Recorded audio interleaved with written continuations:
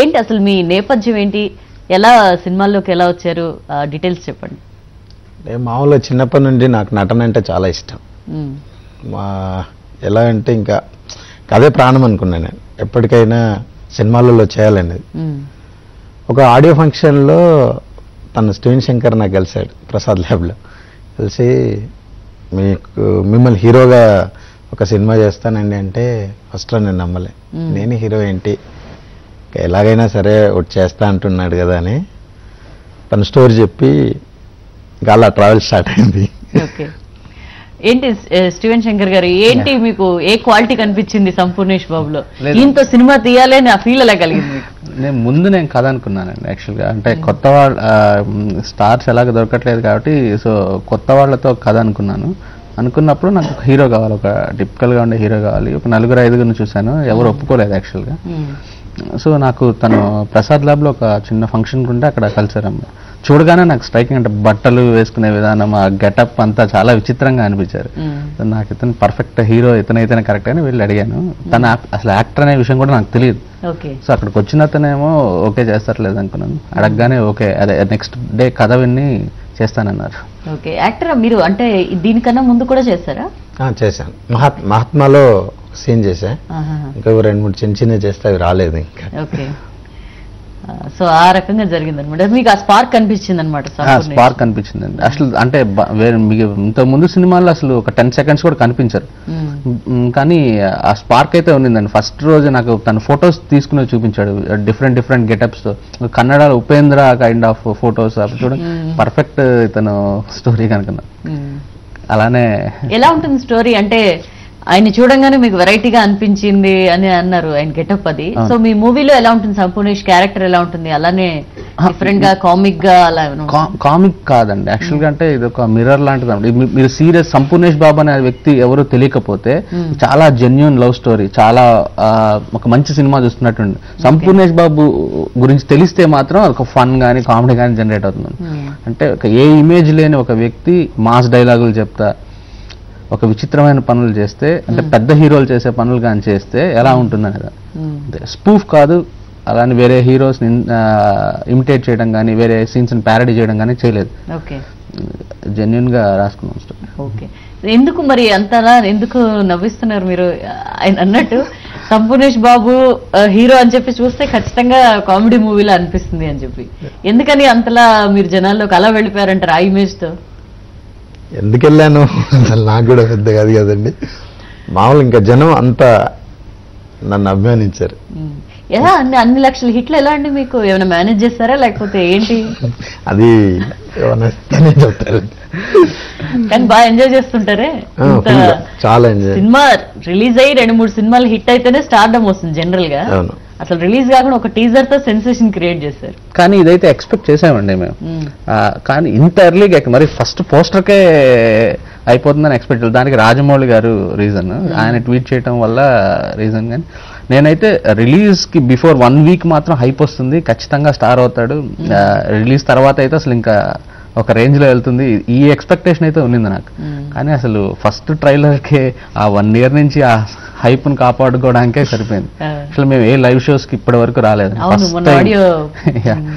First time ఇదే live షోకి రావడం, కేవలం ఆ హైప్ నిలబెట్టుకుంటా వచ్చేసి ఎట్లాగో రిలీజ్ దగ్గర పడింది కాబట్టి ఇంకా బయటకు ప్రమోట్ చేయాలి. కొత్తగా ప్రమోషన్ అక్కర్లేదండి, కావాల్సినంత ప్రమోషన్ వచ్చేసింది. సో ఏంటి మీరేం మాట్లాడరా ఎక్కువ? లేదండి, ఓన్లీ డైలాగ్లు, పంచ్ డైలాగ్లే చెప్తారు. ఓ డైలాగ్ చెప్పండి అయితే. ధైర్యం ఎలా ఉంటుందో తెలుసారా, ఆ ధైర్యానికి భయం వేస్తే దిండు కింద నా ఫోటో పెట్టుకొని పడుకుంటుంది. ఎలా అనిపించింది? ఇంత అంటే జనరల్ గా మనం అంటే చెప్పొచ్చో లేదో నాకు తెలియదు, కానీ బాలకృష్ణ సినిమాల్లో ఈ టైప్ ఆఫ్ డైలాగ్స్ మనం చూస్తాం. మీరు ఆ డైలాగ్స్ చెప్తున్నప్పుడు మీకు కలిగిన ఫీలింగ్ ఏంటి? ఫుల్ హ్యాపీ అండి. పెద్ద పెద్ద డైలాగులు, ఇంకా ఫస్ట్ స్క్రిప్ట్ ఒక 10 days 15 days ముందు ఇస్తే ఇంకా అసలు ఇంకా నాకు నటన అంటే ఇష్టం కాబట్టి ఇంకా చెలరేగిపోయారు. ఈయనతో డైలాగ్స్ చెప్పిస్తున్నప్పుడు మీకేమనిపించింది? విమర్శలు ఏమైనా వస్తాయేమో, మనం పెద్ద హీరోల్ని కొంచెం కాపీ చేస్తున్నట్లు లేకపోతే వాళ్ళు ఇమిటేట్ చేస్తున్నట్లు ఏమైనా ఉంటుందేమో?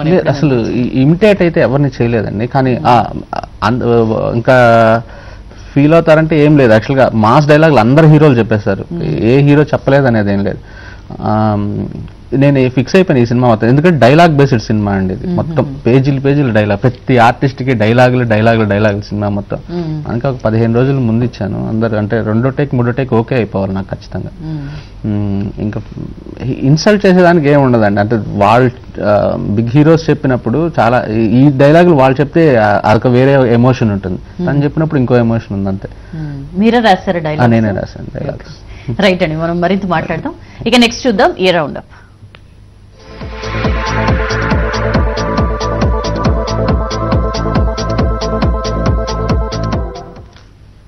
ఇవాళ ఇయర్ రౌండ్ అప్ 1989 అండి. 1989లో తెలుగు సినిమా కొత్త పుంతలు తొక్కింది.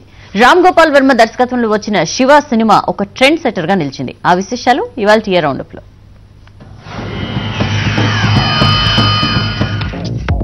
అది 1989వ సంవత్సరం అక్టోబర్ 5. తెలుగు సినిమా కలలో కూడా ఊహించని విధంగా ఒక సునామీ విరుచుకుపడింది. ఆ సునామీ పేరే శివ. మూస సినిమాలకు అలవాటు పడిపోయి సినిమా అంటే ఇలాగే ఉంటుంది అనే భ్రమలను పటాపంచలు చేసింది ఈ సినిమా. విభిన్నమైన పోస్టర్లతో, వెరైటీ పబ్లిసిటీలతో విడుదలైన శివ సినిమా మొదటి 2 రోజులు జనాలకి అర్థం కాలేదు. 3వ రోజు మొదలైంది ప్రభంజనం. ఎవరో రామ్ గోపాల్ వర్మ కొత్త డైరెక్టర్ అట, చాలా వెరైటీగా ఉందట, డైరెక్షన్ చాలా బాగుందట, ఫోటోగ్రఫీ చాలా చాలా బాగుందట, సినిమా కూడా ఇంకా బాగుందట అనే టాక్ బయలుదేరింది జనాలలో. అంతే, ప్రేక్షకులు శివమెత్తిపోయారు. శివ సినిమా ఆడుతున్న థియేటర్లు కాలేజ్ క్యాంపస్లుగా మారిపోయాయి. ఎక్కడ చూసినా శివ శివ శివ, ఇదే టాపిక్. కలెక్షన్ల వర్షంతో తెలుగు సినిమా గతినే మార్చేసింది ఈ సినిమా. ఈ సినిమా ద్వారా రామ్ గోపాల్ వర్మ అనే యువ దర్శకుడు టాలీవుడ్ ప్రపంచానికి పరిచయమయ్యాడు. మూసతో బూజు పట్టిన తెలుగు సినిమా దుమ్ము దులుపు పెట్టాడు.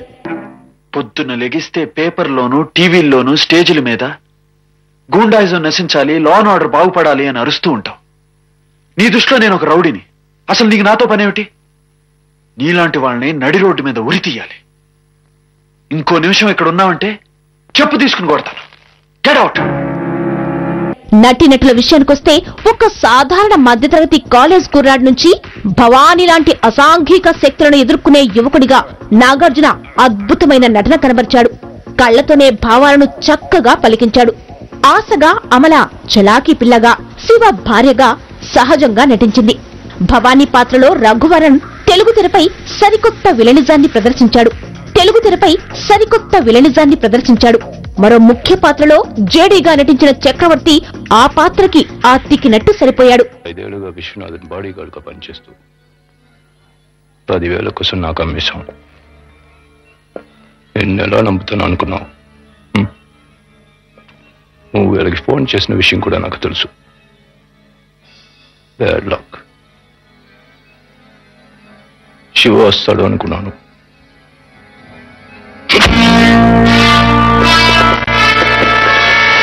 రామ్ గోపాల్ వర్మ సరికొత్త taking, S Gopal Reddy camera, Rasool Steadicam camera, maestro Ilaiyaraaja సంగీతం, వేటూరి సిరివెన్నెల సాహిత్యం, తోట తరణి కళ, తణికళ్ల భరణి సంభాషణలు, సుందరం మాస్టారు నృత్యాలు, ఉన్నతమైన నిర్మాణ విలువలు వెరసి శివ సినిమాని ట్రెండ్ సెట్టర్ గా నిలబెట్టాయి.